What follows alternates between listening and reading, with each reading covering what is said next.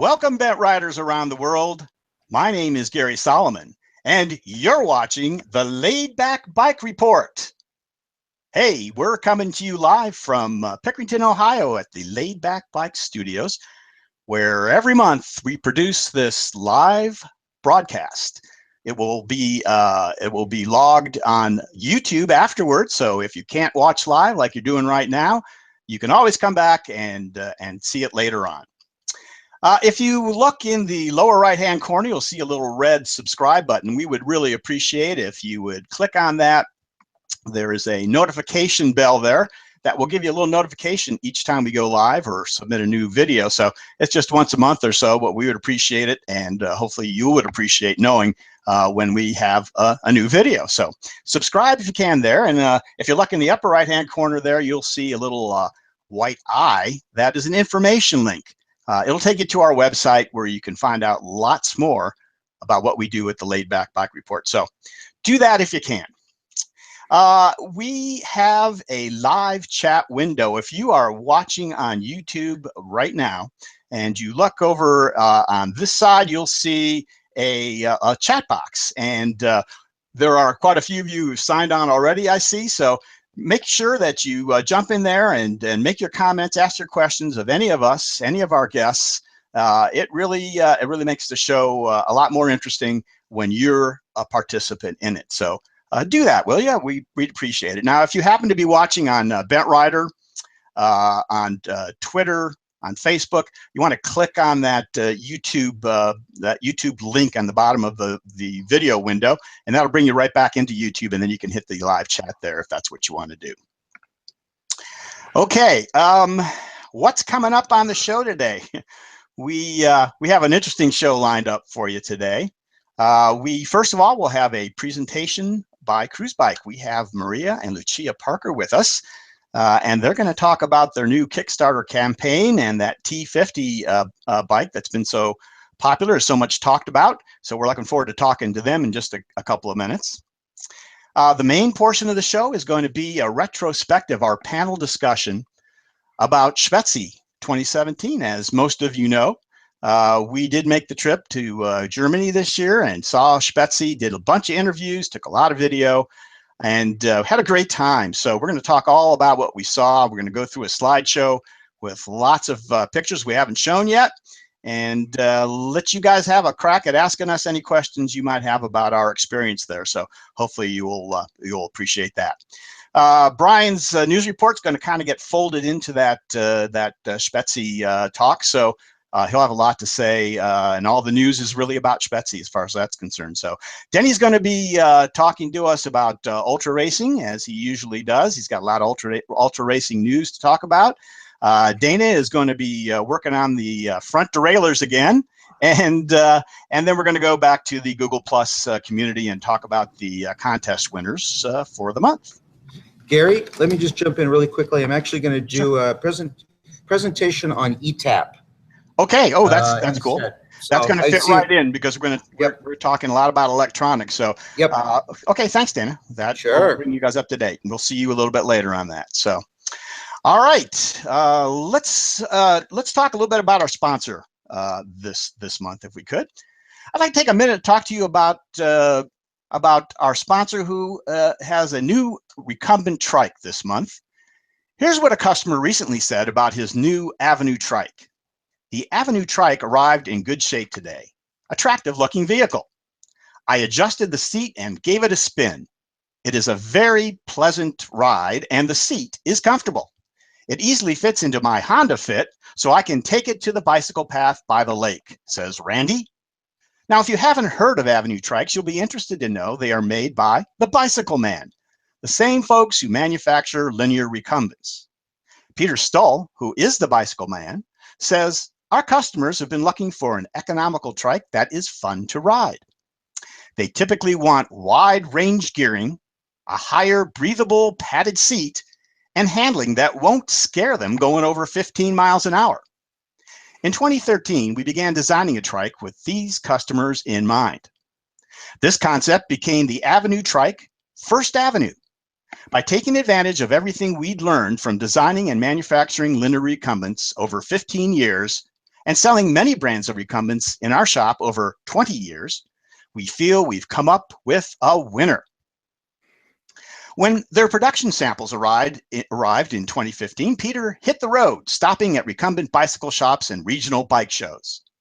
There, they sought out feedback from cyclists, recumbent industry experts, and of course, customers at their own shop. They even loaned a First Avenue trike to a rider who loaded it and took it on a 700-mile tour. They carefully listened to every comment, then they made changes. Like most trikes under $2,500, the First Avenue is made in Taiwan to keep the selling price low. Unlike most trikes in this price range, it has a breathable, padded seat that is easy to adjust or remove without tools. It also has 24 speeds for hills, good high-speed handling, that comfy padded seat, and a comfy price under $1,500. Stay tuned for a special limited time offer from Avenue Trikes at the end of this show. All right.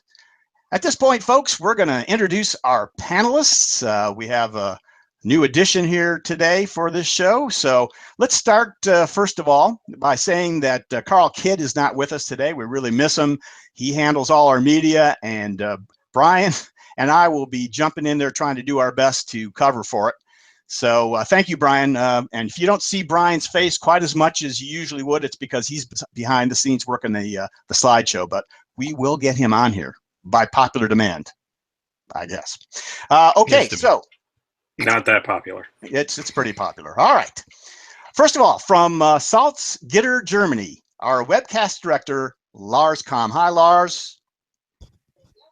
Hi, folks. Thanks for having me again. And Lars, of course, also the videographer for that for the video that we did, the Spezi, the comprehensive Spezi report. So thanks for that, Lars. You did a great job. You're very welcome. All right. Next, from Sayre, Pennsylvania, our laid-back sports director. It's anchor Denny Voorhees. Hey, Denny. Yeah, I'm kind of shaped like an anchor if you turn me upside down. Good to be back today. It's good to have you back. All right. Larry Varney's not with us today. I believe he was down at a rally, the Smoky Mountain Rally, I believe, and on his way back. So, Larry, we miss you, and hopefully see you next month.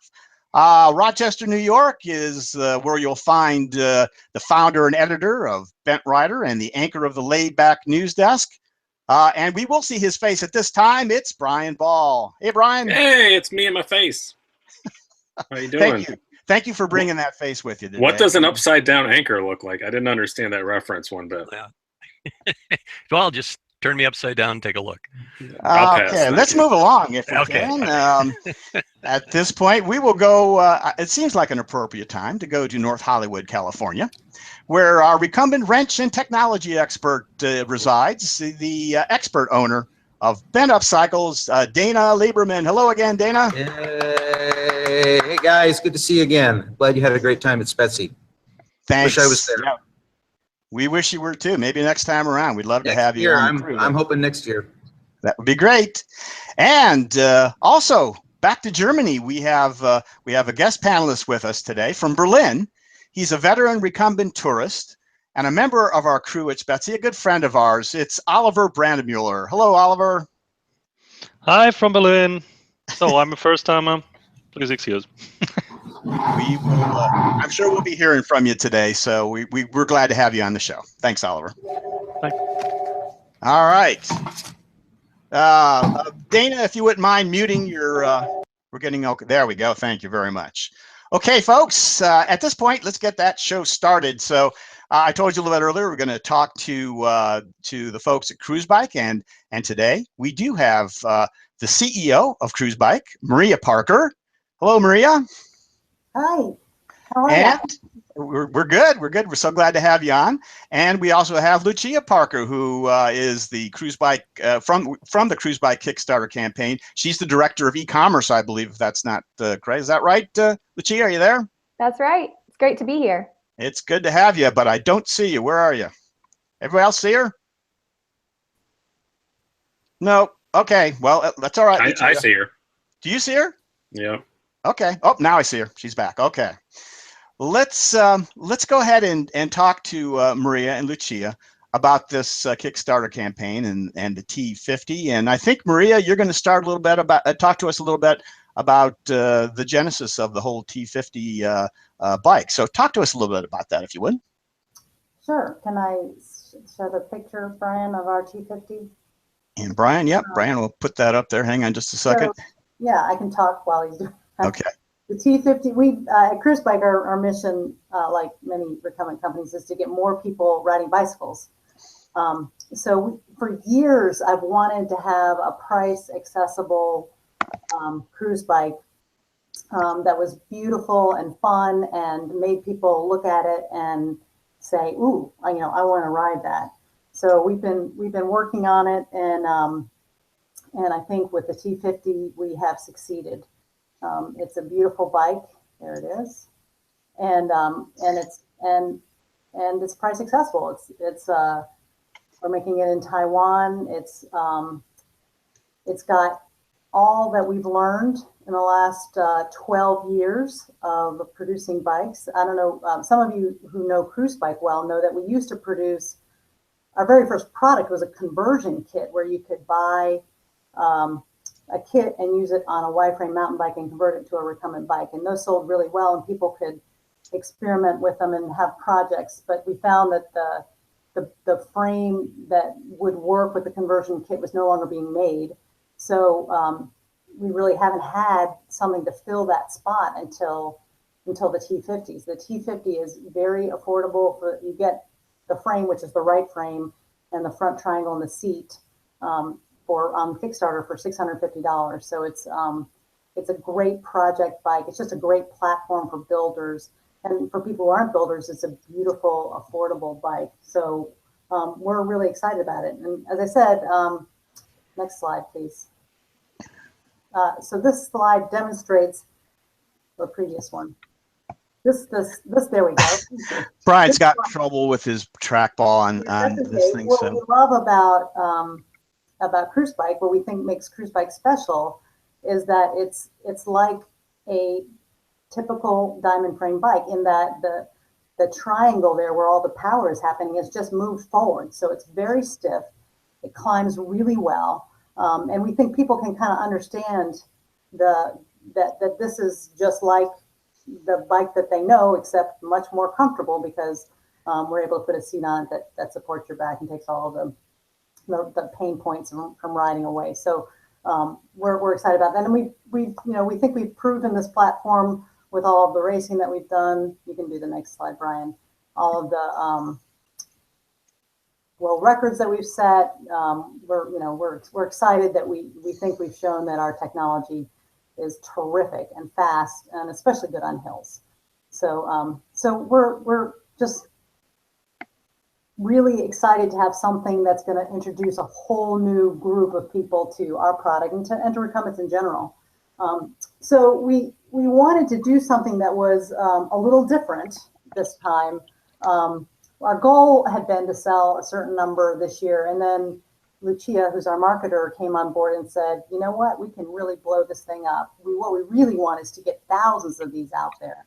So let's put this thing on Kickstarter and see if we can't get some excitement and interest and sell a bunch so that we can order a much larger batch and get the price down even lower." So I would like to now go through the next few pictures, Brian. These are some pictures of our beautiful bike. As you can see, it's for riding around town. It's a lifestyle bike. It goes on your racks, and we think it's just an incredibly accessible bike for everyone and anyone. And Kickstarter was super successful. We were thrilled our goal was, I think, $80,000, and we got there in less than 48 hours. So obviously this was something that spoke to people. But the whole Kickstarter process has been really interesting and exciting. And I'd like Lucia to talk a little bit about that. Awesome. Our goal was actually $100,000. Oh, that's right. And we were funded fully in less than 48 hours, which was pretty thrilling for us over in Cruzbike land. The Kickstarter was really, like Maria said, all about getting the word out about recumbent bikes and especially the T-50.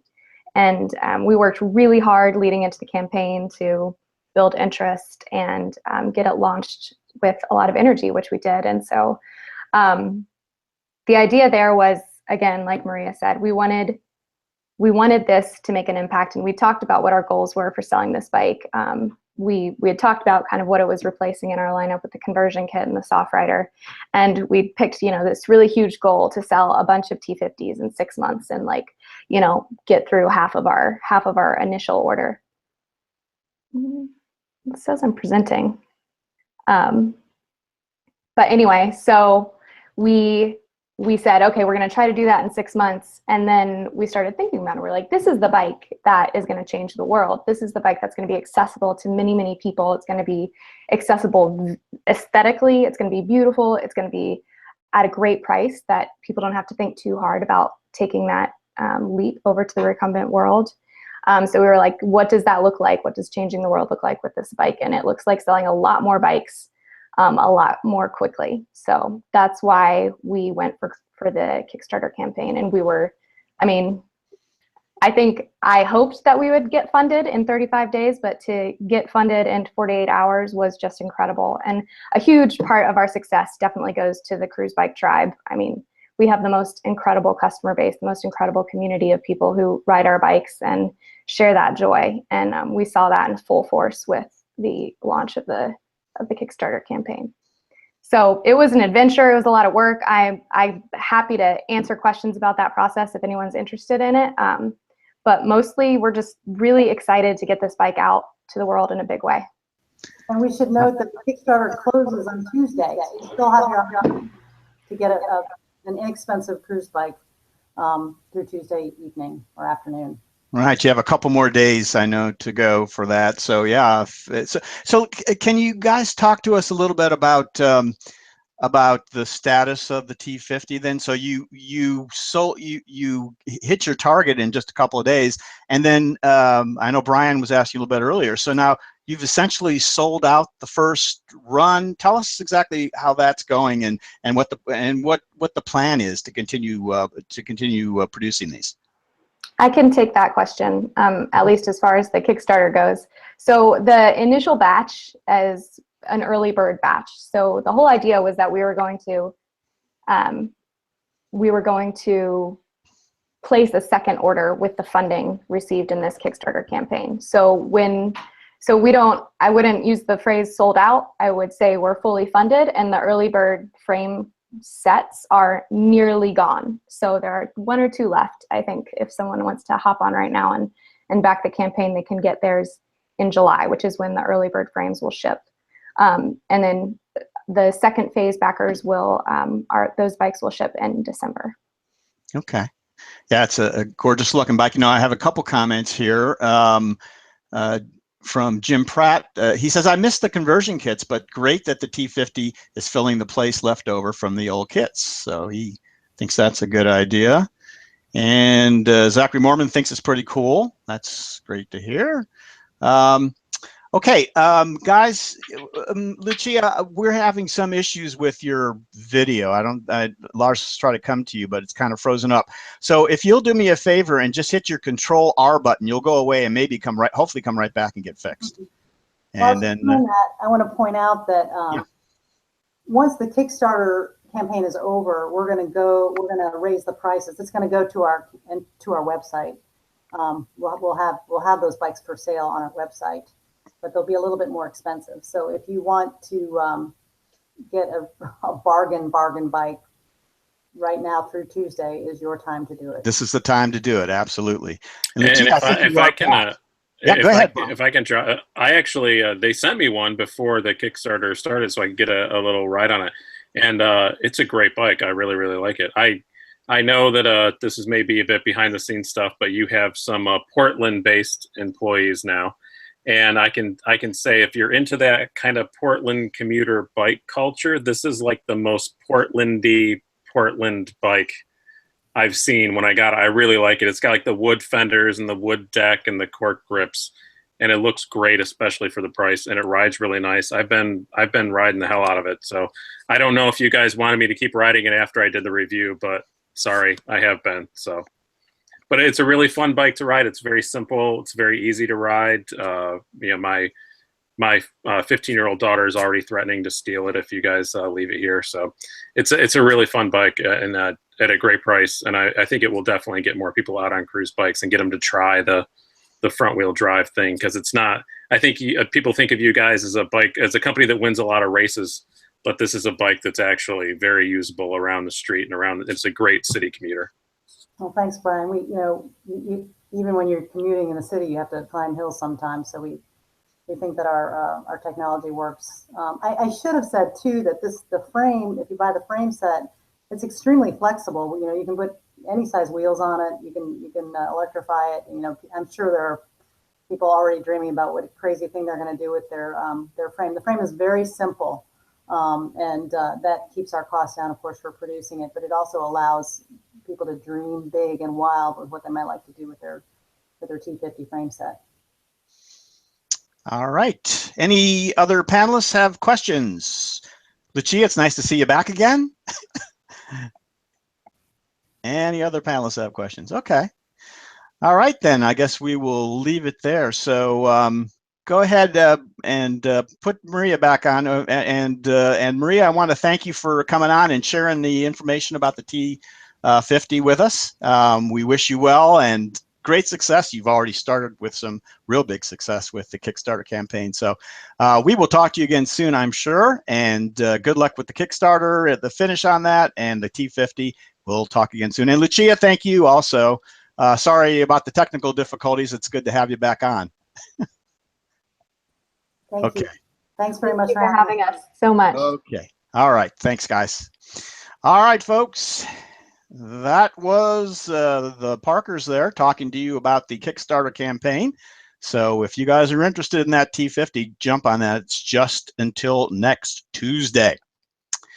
All right. So now we're going to go from here to Germersheim, Germany, and we're going to start talking about the experience that we had when Lars and Brian and Oliver were there. Our wives, Lars and my wife, were also with us, and that was the crew that we used to create the Spezi movie on video. That's on YouTube right now. We'll put that link in the description later on for those of you who haven't seen it yet. A pretty comprehensive look, lots of interviews there. But I wanted to first of all talk about how we got there, and it was made possible by some sponsors that helped us financially, because we can't just run off to Europe every year. Don't have the resources for that. So there were some people that were instrumental in making sure that we were able to get there and do our work. We had a major sponsor. It was Trident Trikes. Tom Floor really was very helpful in getting us there. So thank you, Trident Trikes. And then we had some patrons who also financially helped us out. And again, we still couldn't have made it without all their help. So Hardy Seebeck, who we hoped would be on today, he's had some health issues, so we're hoping to have him on another time. But he is the owner and founder of Spezi, helped us out. HB Velotechnic, Ice Trikes, Katanga, Nazca, Podbike, TerraCycle, and Trom Velo, who also has bike flags, all helped us out. So we sure appreciate all of their help, and owe a lot of what we have put on video to them. So, all right, let's move along. And let's see, Lars, if you can go ahead, let me share this. I hope. All right, bear with me, folks. Karl usually does this. There. All right, I think that's probably okay. Let's see, can I make that bigger? I might be able to. There we go. Is that a little bit better, guys? All right. I got to move things around here a little bit. Yeah, just remember it's a live show, right? Yeah. Oh, there's people watching this right now? Oh, okay. The magic of live sort of television. So, right. So that guy here needs we are. some So screen. Yeah. I need more screen is what I need. So there we go, folks. That's that was the start. There's Fred. He's actually behind me. You might have seen him on my screen. So he is the beginning of what we were doing. And okay, is everybody seeing okay? Yep. All right. So the first thing we did, Brian was also there at HP Velotechnik. They invited us in Frankfurt when we basically got off the plane and went to see them. This is Heiko on the left of your screen, and he was the one that got it set up, and we had a nice tour of HP Velotechnik. So I didn't know there was grilling going on. I would have hung out. Brian, I hate to admit this on live TV, but it was fake grilling, actually. So we just wanted to show off. That makes me feel better. We just waited for you to leave. So. Yeah, that's what it seemed like. We did not bring enough meat. So there we go. There's some frames now. Lars, feel free to chime in, and Oliver, you weren't there for this part, but when you guys want to. So Lars, tell them a little bit about this. That was their clean room, right? Is that what that was? Yeah, it was where they machined stuff. Yeah. Yeah, right. And they had this water curtain to prevent dust and stuff which can be really poisonous to fill the air and poison the people working with it. So, which is not good for either their employees or business, I suppose. So yeah. And again, some more of their frames, and there we are palling around. Alexander there, as well as Lars and Mary and his wife, and my wife Marilyn. And they had a yeah. Go ahead. I went to this place when I used to live in Germany, so I think I was at their 2 facilities before this. So in 2005, and they were kind of like my local bike shop, and I just could not believe how much larger it is now than it was back then. It's like easily 5 times the size it was.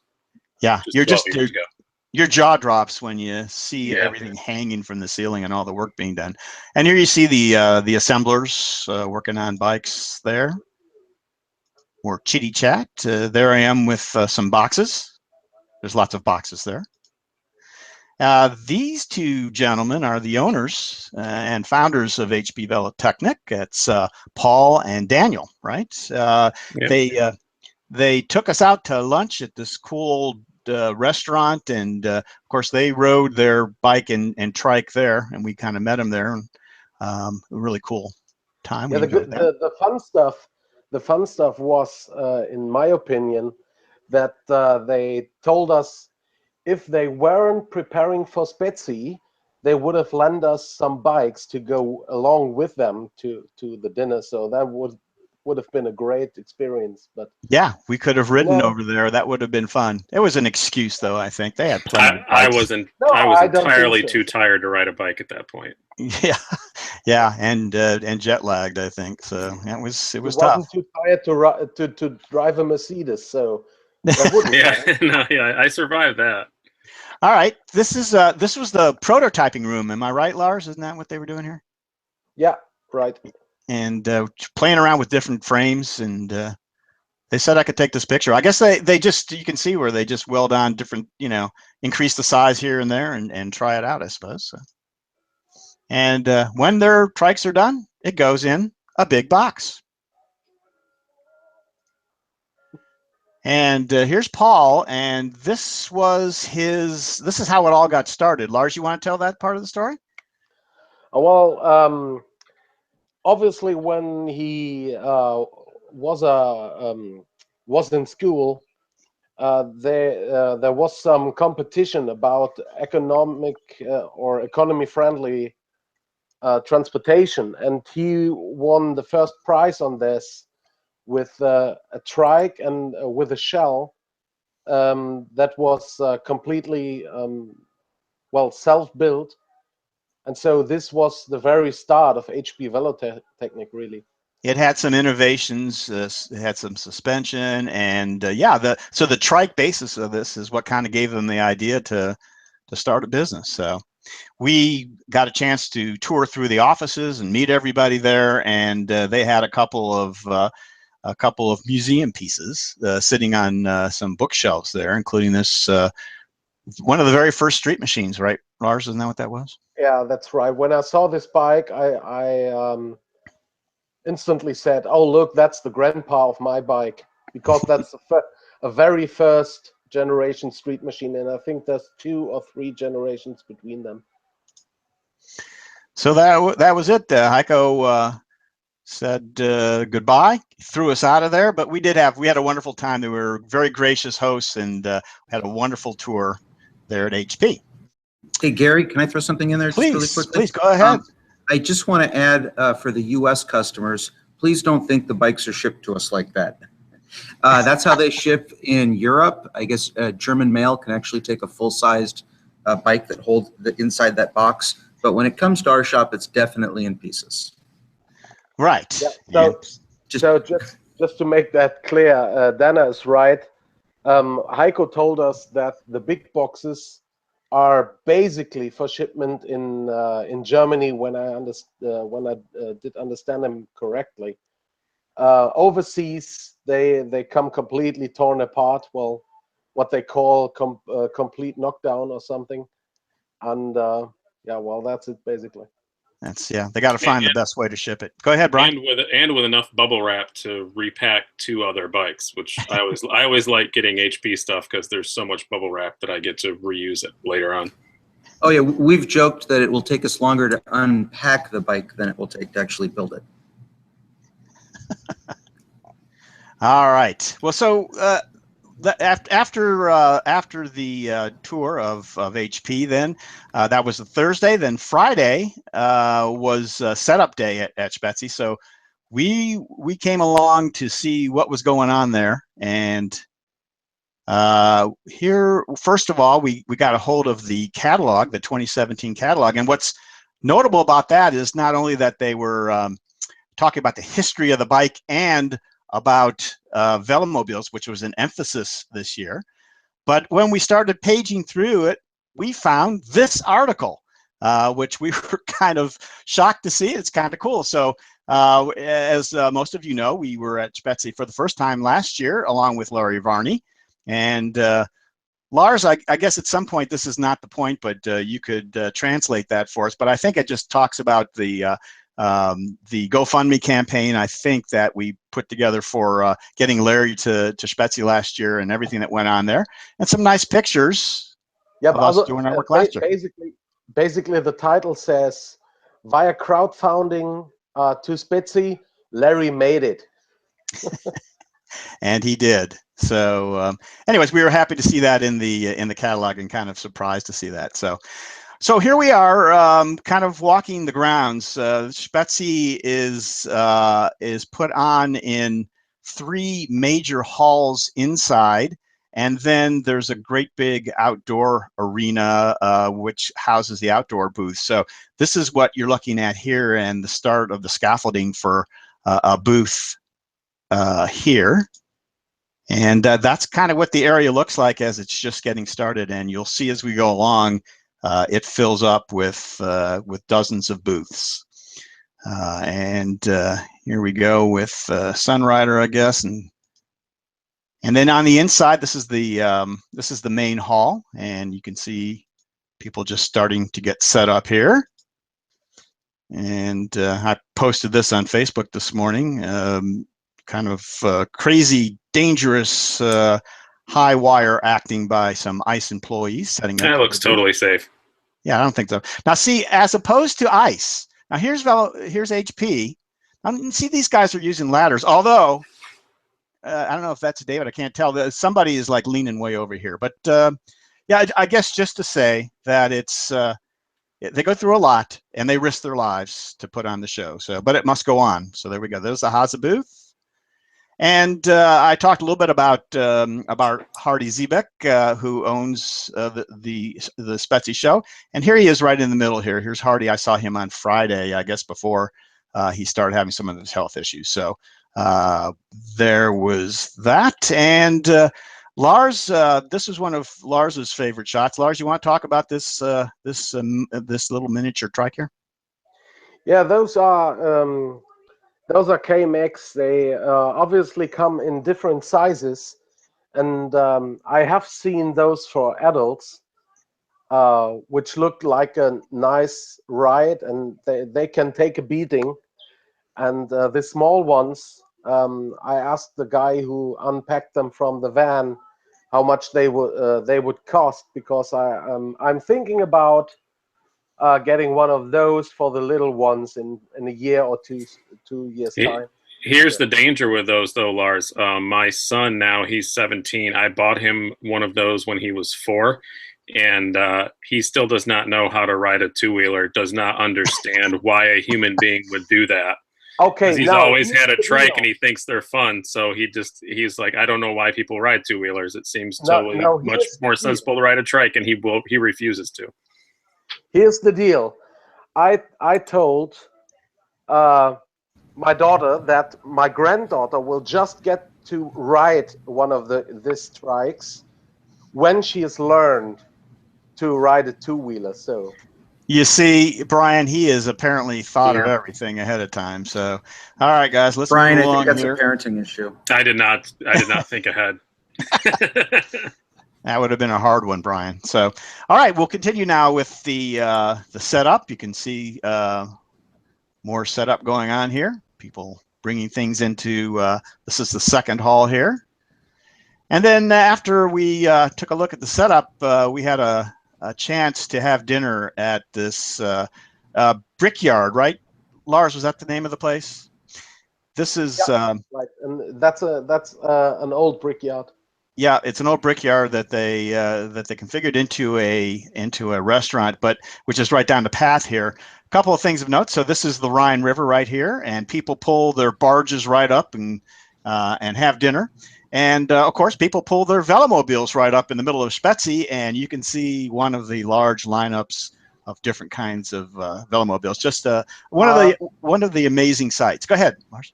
Gary, I think Denny just tries to grab attention to some question in the live chat. Okay, you know what? And I've lost my live chat here. Hang on a second. No, okay. Maria has a question in live chat that they'd like to ask her. So, okay, let's go ahead. You have it, Denny. Go ahead and do it. Yeah. Well, let me see if I can find it again. Yeah. Trying to get Maria's it was a question about the height of the bike, and I'm looking for it again. We've got quite a few that came in. I'm so sorry. Where did it go? Because I see, Maria, was that you or Lucia? You guys were answering questions. That you had the chat open and were answering questions. So yeah, I think they've got that. But oh, here we go. How about Sven Mensing says, can the that's the one built with seat angle between 20 and 30? Since you guys are still with us, I see shaking heads. Go ahead and unmute and go ahead and answer, Maria. That's okay. So 20, he wants it to be like the V20, way laid back. Well, it won't go that far back. It goes back to, what is it, Lucia? We probably have that on the website. 35? It's 53 degrees. 53, so pretty upright. Yeah. Okay. It's for cruising. That's the idea. Okay. Thanks. I'm glad you guys are sticking around for the show too, besides this. So we're happy to have you guys stick around. And Denny, thank you for reminding me. I'm kind of trying to do too many things at once here. I don't want to skip too many of these chat questions. Zachary talking about that KMX, I think, Zachary Mormon, great idea getting kids today to get them motivated. I think he was talking about that trike. And Joseph Hardy suggests to reuse the bubble wrap. Don't reuse it, just pop it. Thank you for that, Joseph. All right. Bubble wrap is a valuable commodity around here. It is. To be wasted on such frivolous things. Yeah.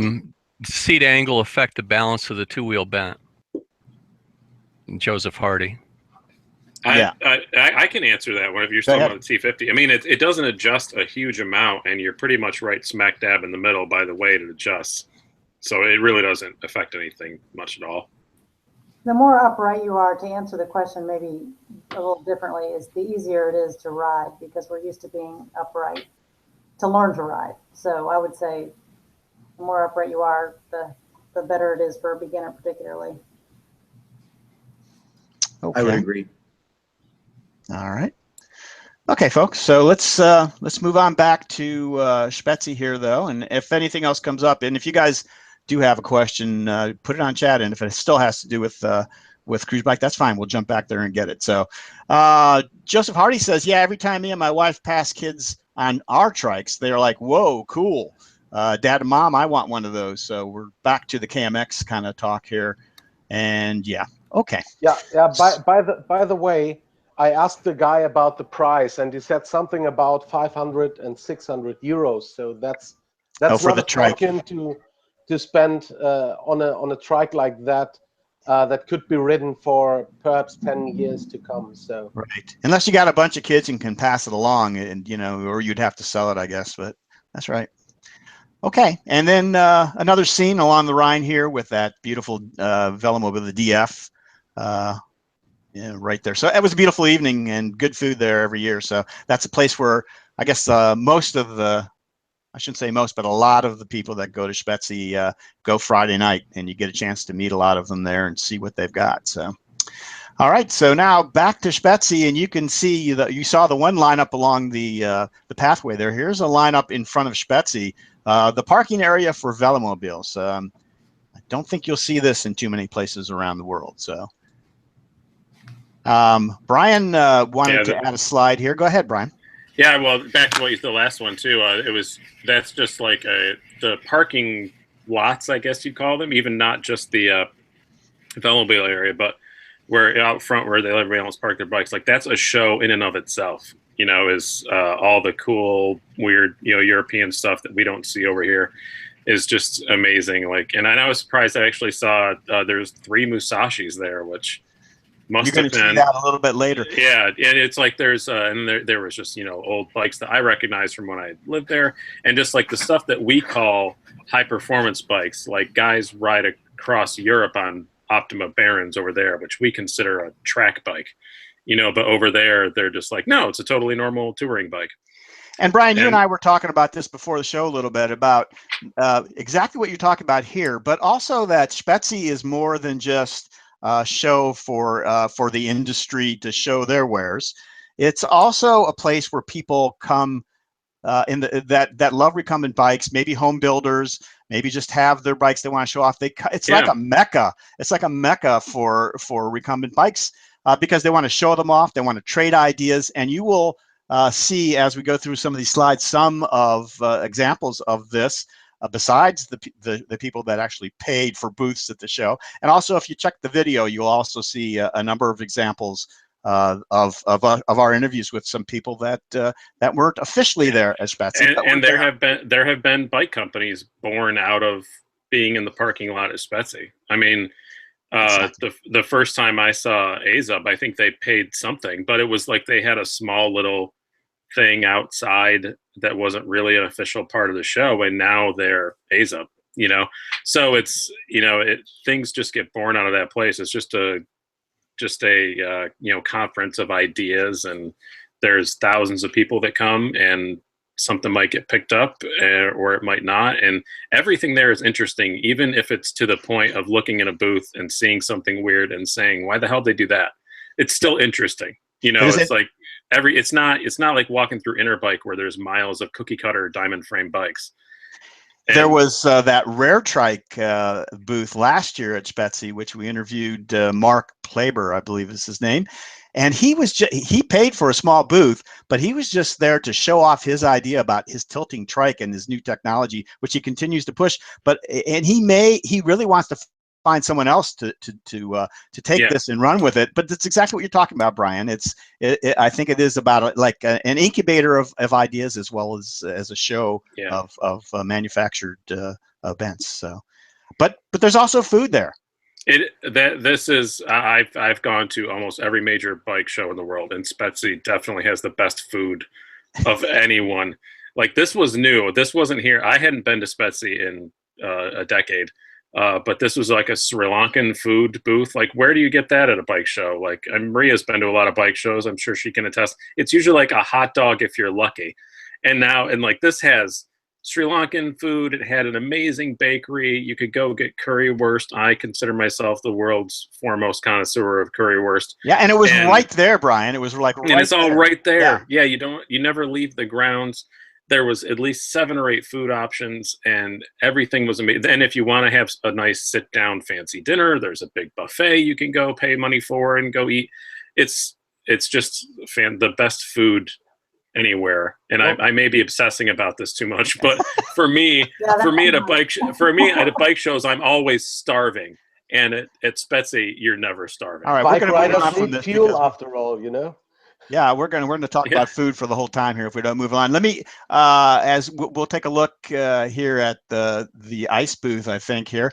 But let me get to a couple comments. Jim Pratt, I took a break from Spezi the past 2 or 3 years, but plan to start touring again there from Copenhagen next year. And offers to help us out, which is nice. Marco Ropers, hello Marco, a good friend from the Netherlands. He says the Polish guy from the video. So yeah, for those of you that saw the video, there's a gentleman from Poland who was testing out all these bikes and racing them around the track. I got a chance to talk to him, and he was a home builder and innovating all kinds of things and trying to get ideas. So that was interesting. Yeah, the guy was scary. He was scary, yeah. And if you look at the video, you'll see him take off after my interview. I would have felt guilty if he did knock somebody off, because he almost did. Yeah, we encountered them later on the street, and he was like, going slalom around the people walking there. So that's right. Quite scary. Here's somebody that picked up on Brian's. But that's the thing about Spezi, though. If I can just kind of say, like in an Interbike, if you had a home builder show up and start wanting to write everything and taking notes and measuring stuff, they'd get thrown out of the show. Where at Spezi, like, that's just totally cool. Like, that's just what it's like, and they just accept that everybody's there to learn things. Yep. And Joseph Hardy says Spezi has food. CycleCon needs to step up its game. So there's a little something for Charles. As a yearly attendee of CycleCon, I concur. I want a Sri Lankan food booth. Okay, I think that's certainly doable. Brian, when I can come back to your previous statement, the very first thing I have seen on Spezi was, the HP Velotechnik booth and the Ice Trikes booth were just on the same aisle. And the very first thing I have seen was the guys from HP Velotechnik being over at Ice Trikes booth and talking about differences and things they have in common and stuff like that. So that really sharing ideas. How close the community, even between the different manufacturers, is. Yeah, I think that's a European philosophy over there, where even in, when I was living over there, there were more two-wheel companies, but it was kind of like, okay, you guys do this, we'll do that. And it's kind of like a gentleman's agreement that, we won't stray too much into your thing, you don't stray too much into our thing, and they share ideas and information, and even suppliers a lot. And it works out really well. We saw some of that on the video with Stefan from Katanga, and how they actually work on other Velomobile manufacturers' products, and talked about how small. It's especially true in the Velomobile community. Yeah, absolutely. Brian, here's a picture that you put up for us, Wolf and Wolf. You want to talk about this a little? Yeah, this bike is like my new personal obsession, I guess. It's a fairly well known. I'm a huge Lightning P38 fan. I've had 4 of them, I think, now. But this is Wolf and Wolf. It's made in Switzerland. It's the chief designer's father had a P38, so that's where he got most of his recumbent experience. So as you can see from like the seat back, it's very P38-esque. And then, but it's a what I would call a quasi low racer. It's not super low, but it's fairly low. One-sided fork, so you don't have the chain issues. Optimized more for touring, but it has that same sort of, it's all steel bike, and it has that same sort of old school road bike, steel road bike feel that a lot of recumbents don't have. A lot of two-wheel recumbents are, for the the upright rider term, are kind of dead feeling. You don't have that liveliness you get out of a good steel frame. But the Wolf & Wolf actually still has that. It handles superbly. I like the seat height. They come in many frame sizes. The boom is adjustable, but it's pretty much semi-custom built to you. The downside is they're made in Switzerland, so they start at about $4,000. But they are interested in possibly exporting to the U.S., probably mostly as frame sets, because that for duty that makes it infinitely cheaper. But it's a fantastic bike, and it's a very small manufacturer, but it was one of my favorite things I rode there.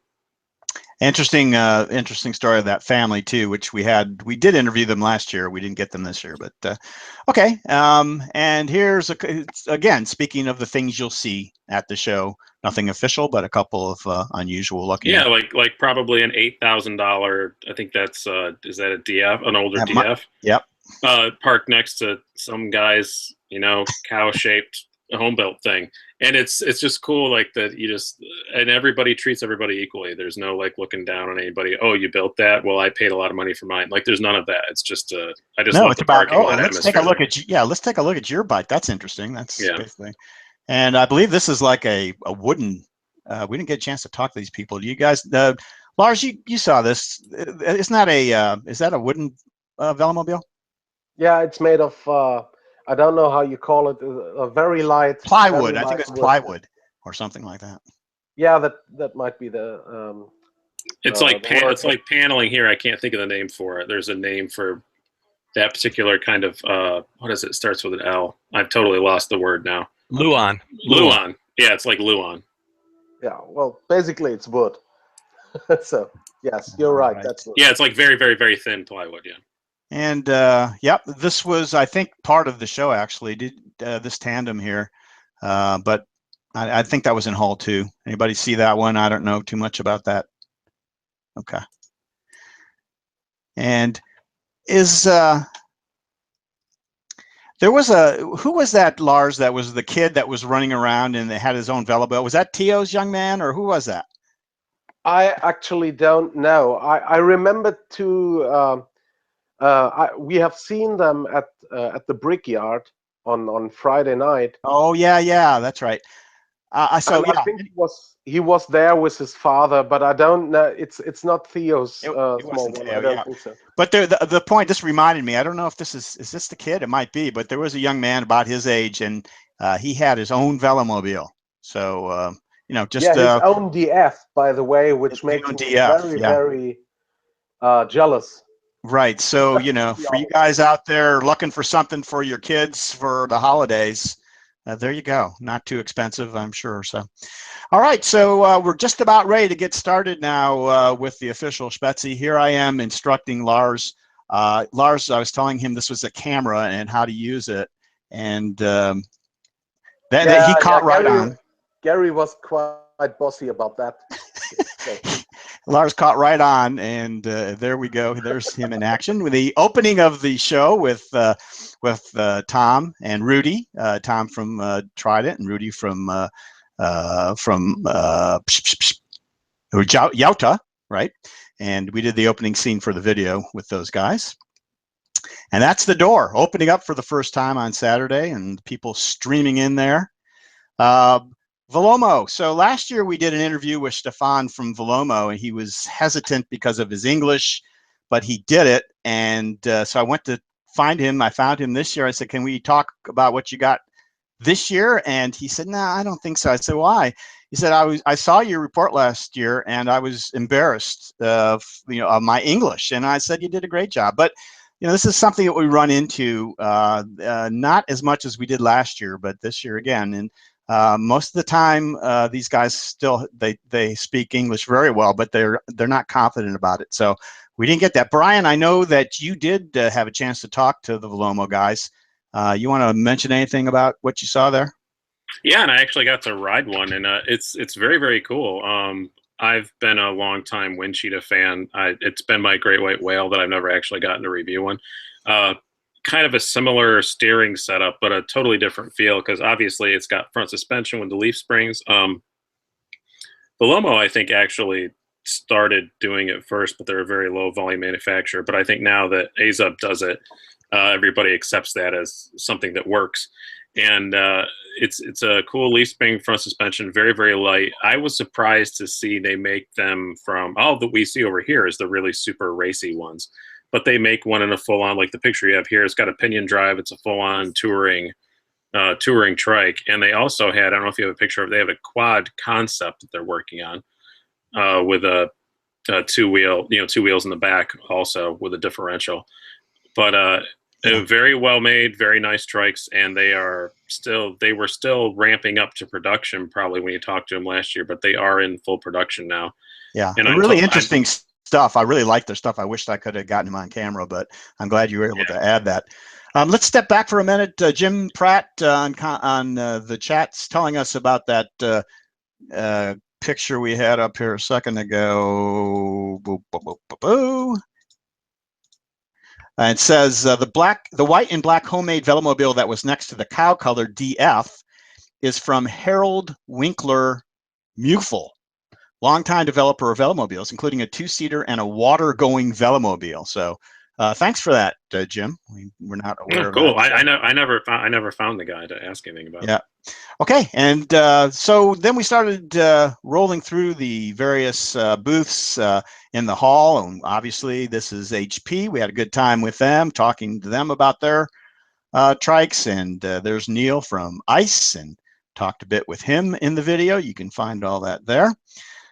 Here's a gentleman that we overlooked last year, not on purpose, but he was not too happy with us because we didn't interview him on the video last year. He wrote me an email. It's Karl George Rasmussen. He is one of the pioneers of Velomobile, creating this Litra. You can find out all about it on the video. We have a really nice interview with him. Once I got to him this year and apologized for not getting him on last year, he was as gracious and nice as could be, and spent quite a bit of time with us talking about his story, where the Velomobile came from, and the impetus for it in the first place. Talking about the oil crisis in the 70s last century, and where he thinks it's going now. We talked a little bit about the current state. So that was really nice to have him. We appreciated him, Karl George Rasmussen. So I felt bad when I saw him on your video. I've known him for years, and I never saw him when I was walking around. Yeah, and he never, even last year when someone pointed, I think someone pointed him out to me last year, and he was out front again. I don't think he very seldom goes inside or to, I think Bike Revolution is who sells the Litra now for him, but I don't see him there either. He did have, appear in one of the seminars. I think he talked about his past with some slides and stuff he told us. So he was inside for that. And that just illustrates how huge Spezi is, that like between the two of us and our coverage, we probably still missed 35%. There's plenty. There's plenty that we missed. There's no doubt. We didn't miss Pod Bike. So this is Hans, and he told us the story of the Pod Bike, which, oops, sorry. Oh, great. All right. Sorry. Let me get this back. All right. Pod Bike, a concept quad human-powered vehicle with it has it's able to recover your pedaling energy, and it also has it raises and lowers. There's like elevators on the back. Really interesting concept. So you might want to take a look at that on the video. It was kind of interesting.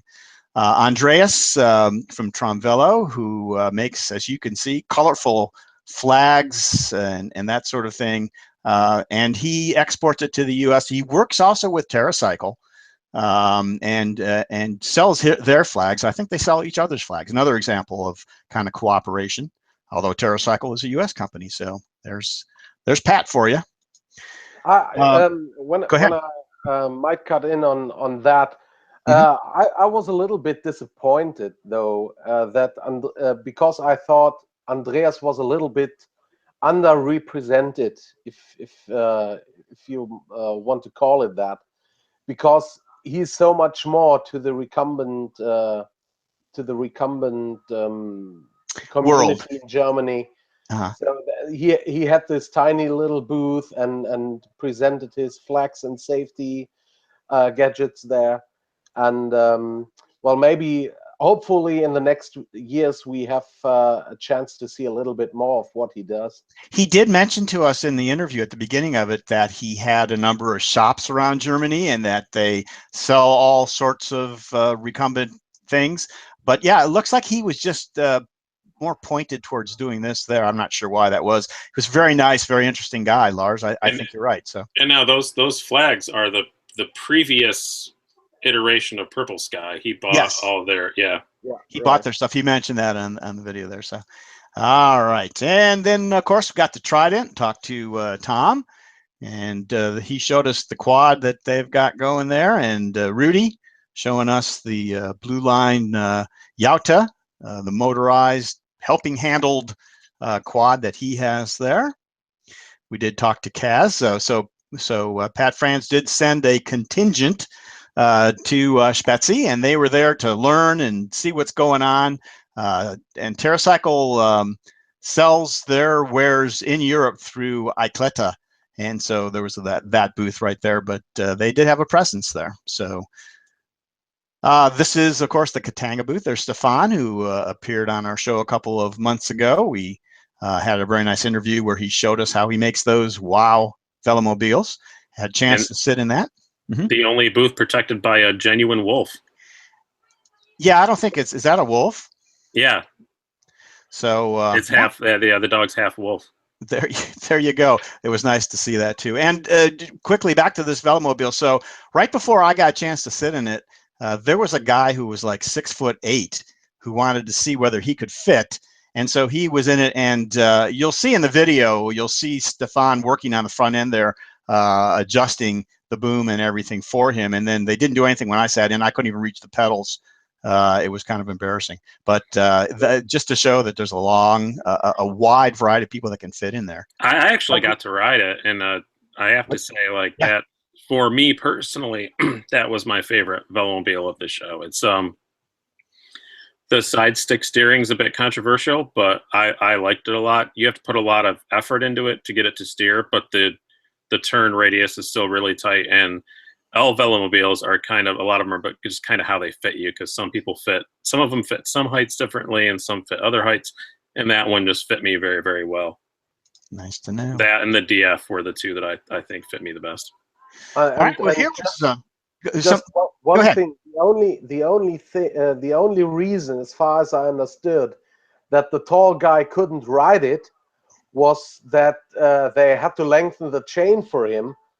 Because they had to stick the boom out so far. Yeah, right. But the boom had plenty of space to go in the front. So. Okay, good to know. All right, Brian grabbed hold of the microphone and did a nice interview with Hank. Brian, tell us about your experience in front of the camera. Oh yeah, I had forgotten from doing stand-up that the microphone is not only for me, and then I have to stick it in other people's faces too. So that was a bit awkward. But I've known Hank and his wife for many, many years. Two of the nicest people you'll ever meet, and I love Nazca stuff. It's just I don't think videos or pictures do it justice. If you see one in person, they are just the best made bikes. They're jewelry, and they're just gorgeously made. And the price does not reflect that. The price is pretty reasonable for a European built recumbent. And I wish they did more in the U.S. They had a U.S. Importer briefly, but that didn't work out. But they are fantastic bikes and fantastic people, and all handmade. Yep, they talked a little bit about that. All right, there I am. So we talked about the venues where the booths are, and outside around where Spezi is. There are also essentially 3 different test courses. There's a main test course you're going to see in a little bit. There's a kids to test out kids bikes, and this is the e-parkour. So the course where they try out separately. They try out the electronic assisted bikes and trikes. Just an amazing, and this setting here was beautiful. It was at an ancient fortress actually, and they set it up there. I never even saw that. That was a long way. You had to walk. That's a half a mile away. So an idea. It's the old Citadel. Scope. Yep, exactly. So, all right, now Brian alluded to the DF a little bit earlier. So here we are with Yimti, and we had a nice chat with him about his DF, and which is their bread and butter Velomobile. They are also, as Brian told you, working on a four-wheeler to kind of compete with the Quattro Velo, which we're going to see here in a little bit. But lots of interesting innovations in the DF, and they are starting with the DF, and going to build a four-wheeled Velomobile around that. So we had a nice conversation. You find that on the video. Did you guys get to ride that at all? I didn't. Nope. I was really surprised from how fast it is. I expected it to be much, much more extreme than it is. Once you get in it, it's actually a pretty easy to ride, pretty accommodating Velomobile. Yeah, people love that. I mean, I know Josef Janning loves that. He's got 4 Velomobiles now, so he loves a lot. So here is the Laidback Booth with their Velomobiles. We saw plenty of those going around. Did you ride one of those, Brian? Because we couldn't talk to those people. I briefly got on, if you can go back to the picture, the green one. I can't remember the name of it off the top of my head. It's the racier one. Okay. Yep. I liked it a lot, and their prices are pretty reasonable too. The middle one is called the Record, Laidback Record. Yeah, that's the one I rode. Yeah. Got a question from Zachary. Wanted to know if there was a lot of e-velos there. Yeah. Yes. The answer is yes. We talked to most of the Velomobile manufacturers, and I usually ask that question. So, excuse me. The one manufacturer who kind of deferred on that was Teo. Let's see, he might be coming up here pretty soon. Now, let me not get too far ahead of myself. He talked about the Quest, for instance, and how it was built for the most efficient use he could possibly make of Velomobiles. And then he said he does have plenty of customers who want to add in e-assist afterwards. But he says it's important for them to start with an efficient Velomobile first and then add the e-assist. So that was his feeling. But most of the other ones are all about adding in the motors. So this is the EC Velo. This is a Velomobile that's based on the Aizu Trike. And it's just a really nice marriage of the shell and the trike, and you know, you saw a ton of those riding around. Kind of cool. Yeah, it's a much more. It's easy to say that it's just like a body on a Aizu trike, but it's much more well integrated than that. It's very well done, and it looks like it was made in one factory. It doesn't look like it was two things put together. Yep. We got a question here from Sven Mensing. It says, Yimty said something about the crankset, but I could not hear what he said. Can you tell me what was special about that? So I can. Brian, I think you know about that too. I think it's the Q factor on that. It's got it. So in Velomobiles, the biggest problem, especially when you're talking about like the guy 6'8" fitting on it, is your toe clearance, because your toe hits the top of the fairing. And so to make that a little easier, they made a very narrow Q factor crankset, and Q factor means the distance between your feet. So it's a very narrow crankset, so it gives you a little more room in the body for a taller person. And obviously you can see from that picture how tall Yimty is. He's at least 6'5". So he's like, fitting a tall person is always at the forefront of his mind. You know, like he worked on the Quest when that was around. And so they just wanted to make the narrower crankset to fit more people into it. Yeah, not to generalize too much, but the Dutch seem to be a set of tall people. We were there for a week, and which I've never understood, because it's the windiest place on earth. You'd think they would evolve shorter, not taller. Well, maybe they stay inside, or maybe they're in the development. Yeah, I don't know. The Netherlands is the most dense populated country in Europe, so that might be the reason for that. They just have to see over everybody at concerts? Well, you know how in the densely populated cities, they can't build buildings out because they don't have enough room, so they build them up. They just go up, yeah. So they're skinny and tall instead of short and fat like us. All right, well, let's get off of this, but yes, they are. Oh, Larry. Hey, Larry. There's Larry Varney, folks. Well, let me get you on. Can you present Larry for a second there? We can say hi at least. Back from the rally?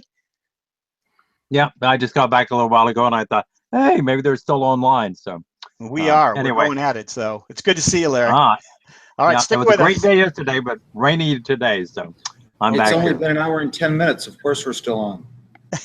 Ah, We got a couple more hours to go the way it's going here. oh, So. at least. Larry, if you wouldn't mind, if you can find the chat, maybe someone can send him the link, and you can hop on the chat and help Denny out with that. We really appreciate that if you could. Thanks, I Larry. reckon. All right, and let's let me mute you. I'm going to mute you, Larry, so don't forget to unmute if you want to come back on. All right. All right. So yeah, the DF and yep. So check out the video again on that. He does show that crankset that we were talking about and talks about the Q factor of that. So the CU Velo, and this is Cycles JV Fanu, and this is David. And he told us all about the beautiful Mulsanne, and you can see here that it's an unusually shaped and designed Velomobile, which Brian talked about in his piece today, also about how it is the easiest to get in and out of. Brian, do you want to talk about that a little bit? Yeah, it's got that huge hatch, so there's not a lot of having to step over a large thing and where can I step, where can I not step. It's so easy to get in and out of. I rode the prototype they had on the test track, and it was a bit tight around my shoulders, but they said that the production one, I think, is, if I'm remembering right, 4 centimeters wider in that area. So then it would have been absolutely fine. And I've got pretty wide shoulders, so if I would fit in it, anybody would. But it's very easy to get in and out of, and still a pretty quick aerodynamic design. Very nice. And Brian, did you see that? I saw it. I didn't have a chance to ask them about it. I just briefly asked them earlier when they were setting up, and apparently they are interested in heading to Battle Mountain at some point with this concept that they're working on. It's a streamliner. And I don't, maybe Brian, you probably know more about this than I do. There's some strict rules now about how you start out the racers at Battle Mountain, and I think this is one of those cart things, which I don't think they're allowed to use. They're played around with skates and cart things, but I think there's some restrictions. The last I heard, the carts were outlawed. Yeah, you had to hand launch everything. Yep. So anyway, it's a beautiful looking design here, and so look for them. I don't think this year. I think they're shooting for maybe next year. So that was also at the Cycle JV Fanu booth. So, all right, this is Bambook. Bambook was kind of interesting. That's Janos and Anton, and they have a tandem that collapses along the rail, so that you can collapse it and make it shorter for storage. Kind of an interesting concept there. We chatted with them. Here's something that most bent riders are familiar with. It's a venticid pad. And we were really lucky to have a chance to find the venticid booth and visit with Bart, who is the founder, who we had a nice interview with him. One of the interesting things that I found out was that he came up with this concept and designed it and really had no idea about going into business for himself. He tried to sell the idea or give it away even, and nobody would do it. So he did it himself, and now he's got himself a nice little business going with not only recumbent bikes, but they spread out. You can see some of these other products he has up here. I don't think that's a little business, because every single bent rider I know has one of his seats. So I have one on my office chair right now, actually. Exactly. He's got them for everything here. So he's a brilliant idea. He's moved into wheelchairs. He does patio furniture. It's amazing. Yep. My new office chair wasn't comfortable, so I went and grabbed a big trike size venticid I wasn't using and threw it on it, and now it's great. Nice. Yep. He's an interesting guy. So. And this is Arved from Toxie. So most Americans probably don't know too much about Toxie because you don't see too many of their bikes over here. They emphasize mostly in Germany, sales to Switzerland, I think maybe France. But an interesting guy to talk to, and you see plenty of their bikes around there. So that is Arved. Now here's Teo. This is Velomobile NL, obviously, and there's the Quest. We had a chance to chat with Teo about the Quest. It's not a new Velomobile by any means, but they've been making them for a long time now and continue to, I think, to be their bread and butter. They've got all these different colors to put together. And of course, what everyone's talking about now is this, the Quattro Velo. Just an amazing design. And I think Brian, you said it earlier. It doesn't. None of the pictures do this justice.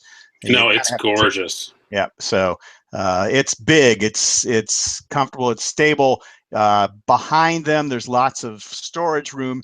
You can put a person back there. Those of you that are on Facebook and follow Doug Davis, who is one of our Velomobile panelists occasionally, he's posted, I think yesterday, and has his daughter in the back there. Really kind of cool shots. He just got his Quattro Velo. So I wrote it, and it does not. I mean, it feels stable, but it doesn't feel like a quad. You know, it feels like any other. I expect to feel a huge difference, but it does still feel just like a nice, quick Velomobile. I've always felt small in a Quest because, like I said, Yimty was involved in designing that, so it's designed to fit very large people. So I've always felt very like a tiny little person in the Quest, and I think the Quattro Velo kind of even amplified that. But the amount of storage space it has and the stability is just fantastic, and it looks amazing. It sure does. It sure Especially, does anybody know? I wish they had one in naked carbon like that. I just wanted to see one in the naked carbon. Would have looked amazing. Go ahead, Dana. In terms of the U.S. market, because it has 4 wheels, is that going to present a problem with it being considered a bicycle? I know a little bit about this. We had the bicycle lawyer on the show a couple of months ago and talked about that. It is a state by state thing. So yes, it is an issue in some states. I know in Ohio it is not. They recently changed the law so that it would not be an issue. But I think like in New York it is. So it's a state to state kind of thing, as most of these traffic laws are. So you'd have to check with your own state. In New York, it would technically be an issue, but I talked to my police department about it, and they said, we don't know. We wouldn't care. As long as it doesn't have a motor, we could care less. Right. Unless there was some sort of accident or something, Brian, and then I guess maybe that might be an issue, huh? Yeah. So, I mean, that's the only thing I would say about that. The police always advise me, don't ride like a jerk, and you don't have to worry about it. Right. Good advice there. I just might jump in, Oliver.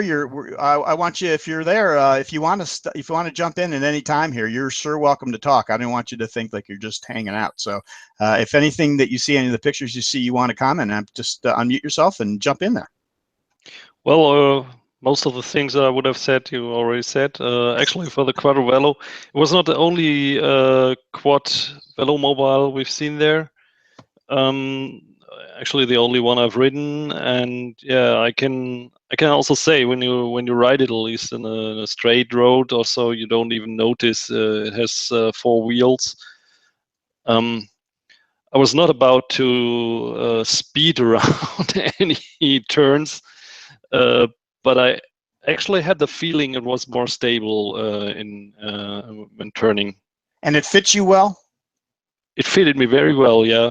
And Oliver is a tall guy. So how tall are you?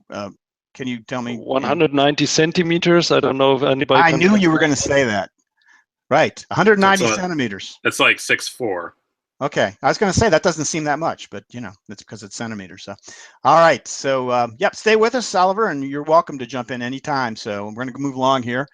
All right. How about this, folks? This is a statement. You look at this, it's a statement. So, Bike Revolution. So there's a guy named Thomas Zaida who owns Bike Revolution. He does a lot of things, but this is what they're pushing at Spezi this year. They're Mad Max Fat, right, guys? And he showed it off. You can do any kind of colors you want. This is not the more subdued of colors, of course, but he also wanted to demonstrate it for us, and he offered to jump it. So he went, as you can see here, from the top of the steps down 4 or 5 steps.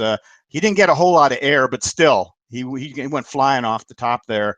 And it did, I thought, demonstrate to us the large amount of travel in the suspension of that. They claim to have, I think, the largest amount of travel on the Trike. So I think if he had the space to accelerate, he would have had a lot of air with this thing. Okay, all right. So I need to tell you, please. For those who aren't familiar with the Bike Revolution bikes like the Mad Max and the Mungo and things like that, I need to stress that I do not mean this in a negative way by any means, but this guy is crazy. just go to YouTube and search for Bike Revolution or Mad Max or Mongo or something, and it will come up with all kinds of videos where Thomas shows what those trikes are able to do, and it's absolutely crazy. I've owned 2 of them, and yes, they're fantastic, but they are clearly the work of a crazy person. Yeah, and if you watch the video, you'll see any part of the interview that we did with him, and there was a lot more that I didn't put in. The guy himself is a show. Yeah, he is. He's he definitely is. He makes a statement, personality, and he's fun to work with. So, but yep, he's. I think he's out there a bit. But a Stein trike in metal flake, like just flat gray, would still look crazy. And then he does them in lime green and orange, and they're great. Then they're put great.